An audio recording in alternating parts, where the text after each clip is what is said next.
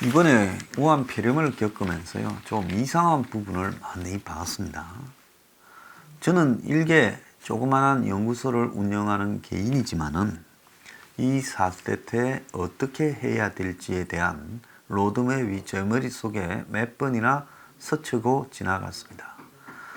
자, 의학 전문적인 식견을 가지고 있는 사심 없는 사람들과 토론하고, 또 미국이나 외국에서는 어떻게 대응했는가, 영화나 다큐도 좀 보고, 그리고 중국에서 벌어지고 있는 혼란, 각국의 상황을 좀 보고 하니까 1, 2, 3, 4단계별로 대처해야 될 부분이 무엇인지 딱 나와요.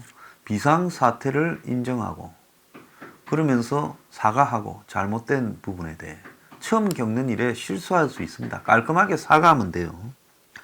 그 다음에 의료계 협조를 구해서 그 사람들한테 의료계에서 가진 전문적인 대처 방법을 갖다가 자문을 구해서 그들로 하여금 이 일에 앞장서게 만들고, 그리고 다른 한편으로는 희망을 가질 수 있게 치료제나 백신제의 개발에 나서고, 이렇게 하면 되는 겁니다. 그러면서 지금 필요한 의료나 시설 등에 대해서는 이 긴급 명령권을, 국가 비상사태를 발표하면서 이렇게 발동을 하면 되는 일이에요.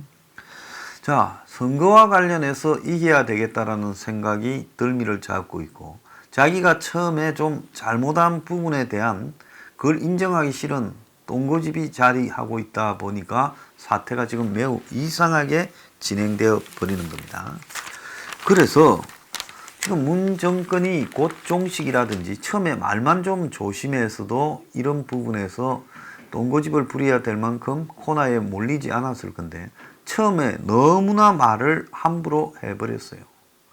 그러다 보니까 문 정권의 전문 의료 인력이라는 사람들도 별거 아니다, 곧 낫는다, 센 독감 수준이다, 공포를 가질 필요가 없다고 대거 동원되어서 그런 발표를 했습니다. 그런데 그 대거 동원된 의료원, 국립의료원 중심으로 정권에 아부하는 의사들의 그런 발언, 지금까지도 텔레비에 나와서 인상 쓰면서 선동으로 이 사태가 벌어지고 있다라고 하는 이재갑 같은 사람도 있습니다. 자, 이재갑이는요, 저하고 토론할 자신이 있으면, 저 전문가는 아니지만 제가 토론을 해줄 거니까 언제든지 나오기 바랍니다. 여기 나오기 싫으면 다른 데서, KBS 하고 싶으면 나 KBS 좀 불러요. 이재갑이 당신하고 토론해 줄게. 그래서 전문가라고 하고 있는 이재갑 같은 사람들의 지금 이 TV에 나와가 요즘 엄청 나오더만요. 한동안에 확산되고는 좀 안 보이다가 또 내보내라고 했는가 나와서 떠드는데, 좀 있다가 의료계의 또 문정권에 끼리끼리의 인맥을 제가 이야기할 때 이 말을 하겠습니다. 자, 곧 종식을 이야기를 하다가 이제 골든타임에서 확산 방지를 하기 위한 부분을 놓쳐버리고 팬데믹 상황이 왔습니다. 그러니까 세월호 배가 뒤집어지기 전까지 탈출을 해야 되는데, 뒤집어지면 안에서 갇혀서 그냥 다 죽게 되잖아요. 그래서 세월호처럼 뒤집어지기 전에 상황이 있었다는 거죠. 전체적으로 확산되기 전의 상황이. 그 타이밍을 곧 종식된다, 별거 아니다라고 오만방자하게 방심하면서 이 사태를 초래해 버렸습니다. 자, 그래서 진짜 한 번도 경험하지 못한 신천지, 요즘 신천지 어제 이만희 붙들어다가 뭐 희한한 사과 기자회견을 이렇게 하는 걸 봤는데, 진짜 신천지가 이룩되고 있어요. 참, 이름 잘 지어야 됩니다. 새누리당이 망한 것도 신천지 새누리 아니에요? 그래서 그것을 지어줬다는 소문까지 돌고 안 했습니까?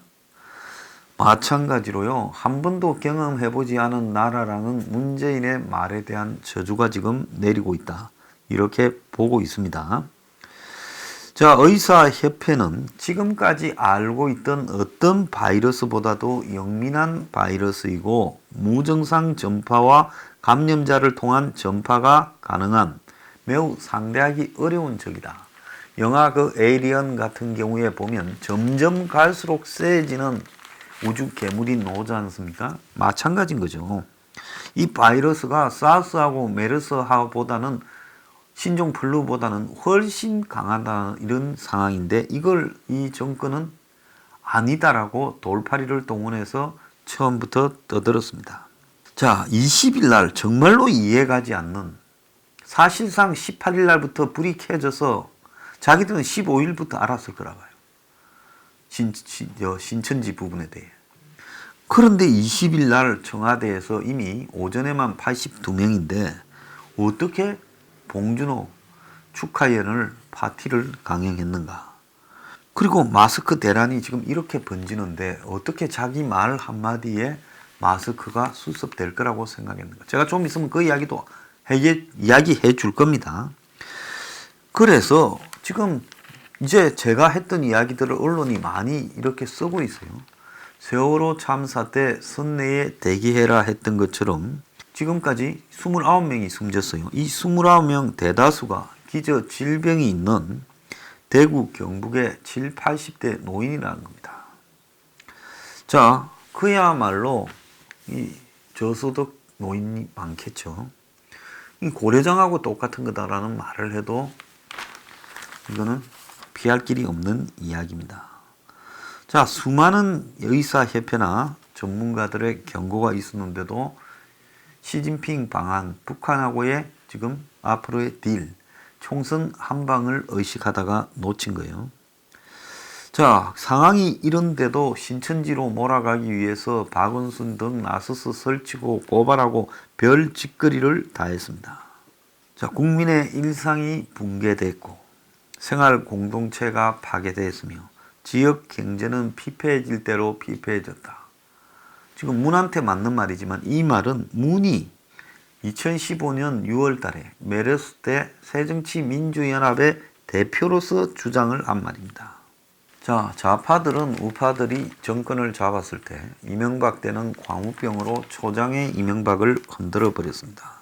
자, 이래전에서 이미 KO패를 당해가지고 그 뒤부터는 권력이 유지됐지만은 시작하자마자 레임덕이 되어버렸어요.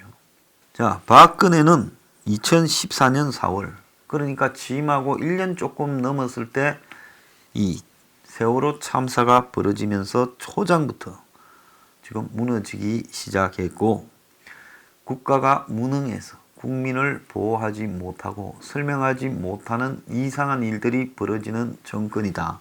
이렇게 인식을 줬다가 결국 세월호의 씨앗으로 결국 박근혜 정권이 무너져 버렸습니다. 자, 현재 문재인 정부가 우한 폐렴에 대처하는 태도 또한 4월 15일 총선, 영구 집권, 그리고 그렇게 하기 위한 검찰 해체, 그리고 울산 선거 공작, 공수처 설치, 검경 수사권 조정, 이런 부분들 때문에 결국은 그걸 생각하다 보니 우한 폐렴의 존재를 부정하고 싶었고 북한이나 중국과 관계된 또 총선 한방 등을 생각해야 되고 이러면서 이까지 사태를 키워버렸는데 이 키운 부분에 대한 사과를 하기는커녕 그야말로 남 탓을 하고 가짜뉴스 협박을 하고 또 공포를 부풀리는 언론 등이 있다라고 하고 저 같은 사람을 고발하고 이짓거리를 하고 있습니다. 그래서 이런 불신이 커지면 그야말로 이제 과거에 이명박 정권이나 박근혜 정권이 흔들린 것처럼 이 정권도 쓸려가게 돼 있다는 겁니다. 이 정권이 뭐라고 안 쓸려가겠습니까? 미안하지만은 너네들은 끝났어. 너네들만 몰라. 이렇게 말했다고 또 고발하세요. 이거는 어디서 인용한 것도 아니고 내 자신의 확신에 의해서 너들은 완전히 끝났다. 위기가 아니라 여기서도 살아난다 하면 이건 국민이 미쳤기 때문에 미친 국민을 상대로 저도 더 뉴스 브리핑 같은 걸 할 필요도 없는 겁니다.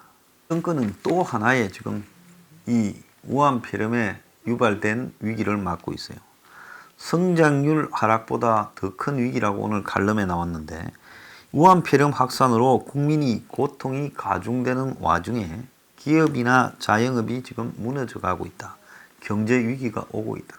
정부는 돈을 푼다 하지만 가서 돈을 빌리기는 하늘의 별 따기라는 겁니다. 자, 16조를 풀어본들 무너지는 경제에서 돈을 풀어서 경제를 막았다라는 이야기는 전 세계에서 들어본 바가 없습니다. 자, 경제 부분에서 최악의 시나리오가 전개될 거라고 저는 보고 있습니다.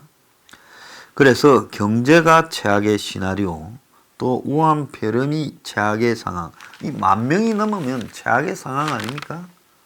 우한폐렴이 10,000명이 넘어버리면 그건 최악의 상황이지요. 중국에서 지금 8만 명, 9만 명 아직 그 사이에 있지 않아요? 그러면 한국에서 10,000명이 넘었다면 중국 인구 대비 8만 명이면 한국은 어떻게 해야 되겠습니까? 5,000명도 안 되는 거예요. 그러잖아요. 자, 이 속에서 국민들은 지금 무기력에 빠져 있다. 마스크 하나 구할래도 운이 좋아야 되고 정권은 구호만 있지 내용은 없다 하는 오늘 다 그렇지 뭐 하는 무기력감을 어떤 기자가 썼습니다.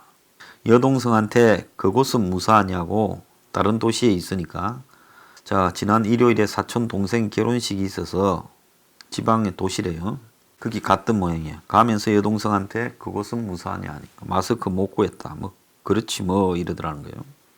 그래서 동네 약국을 돌며 마스크를 걸고 모아 부채도 줬다는 겁니다.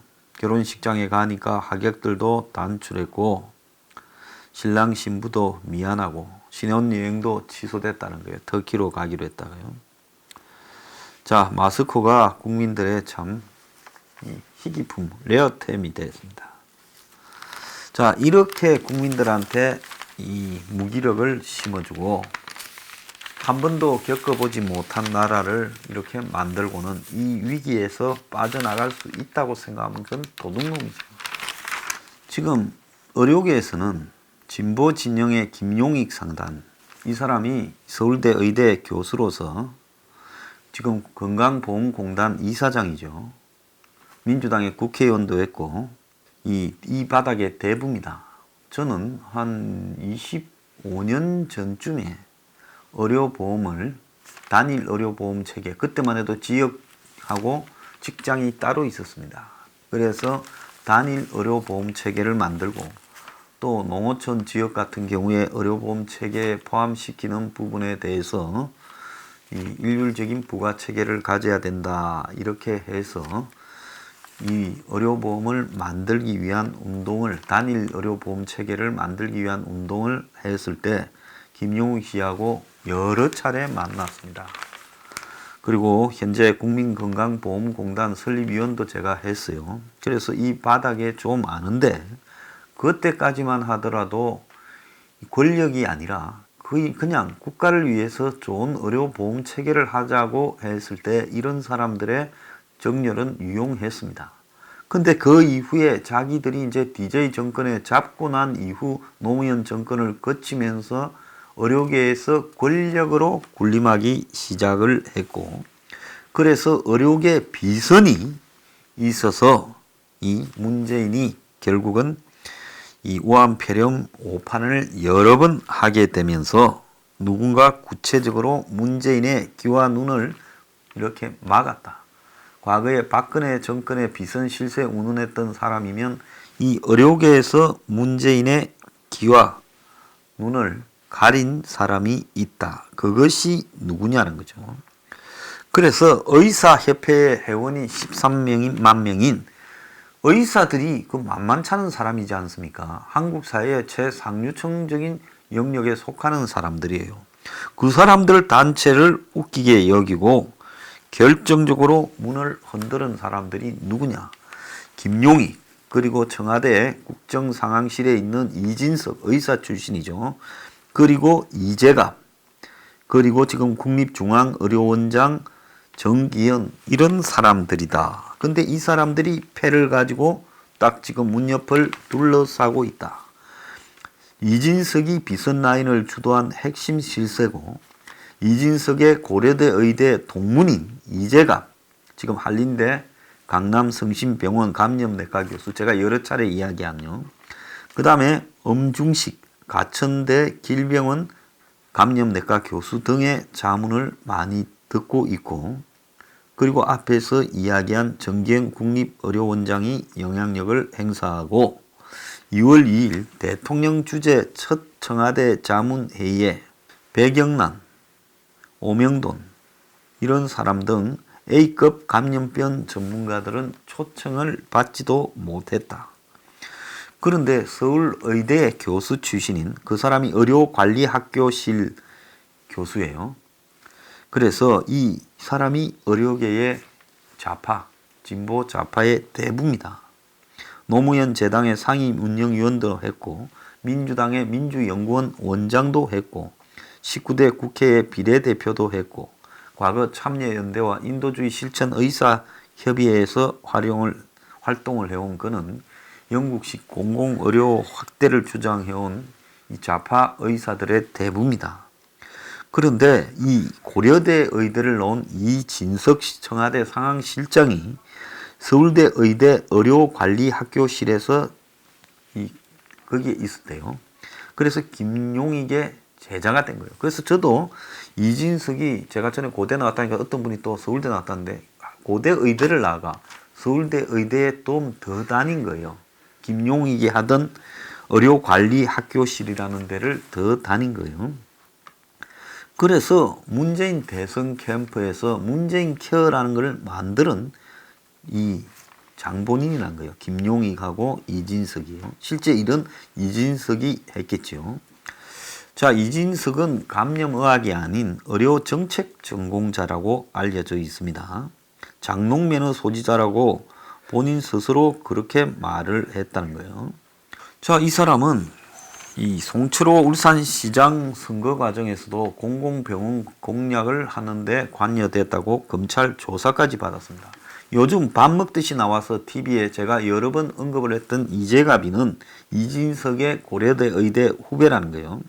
자, 이 사람은 1월 28일 날 유시민의 알릴레오를 지금 출연했는데 당시만 해도 56만 명이 중국이 입국 금지 청원하자는 초창기였어요. 그런데도 불구하고 입국 금지가 실익이 없다라고 주장을 해왔습니다. 이 재갑이는 이 복지부 장관이 2월 17일 주최한 자문특보단 회의에도 엄중식 교수와 함께 참석을 했다는 겁니다.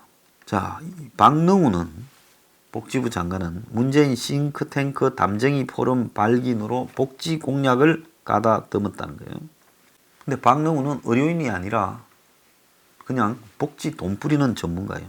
전북대 의대를 졸업한 정기현은 김용익의 서울대 의료관리학교실에서 전임 일을 마쳐 김용익 사단으로 분류되고 이 사람도 문재인 지지 모임에 이름도 올렸던 아주 전문적인 꾼입니다. 그가 좀 많이 알려진 이종구 서울대 의대 교수도 2월 2일 청와대의 우한폐렴 간담회에 참석했는데 이 간담회에 낙관적인 분위기가 압도했는데 이 이종구도 이진석이하고 가깝다는 거예요. 자, 그래서 이 과학을 과학으로 풀지 않고 이미 의사가 정치꾼이 되어버리면 그들은 이 과학이 아닌 미신을 신봉을 하죠. 문이 이런 미신을 신봉하는 돌팔이들의 말을 들으면서 지금 이 사태를 초래한 겁니다. 그런데도 문은 책임 전가에 급급합니다.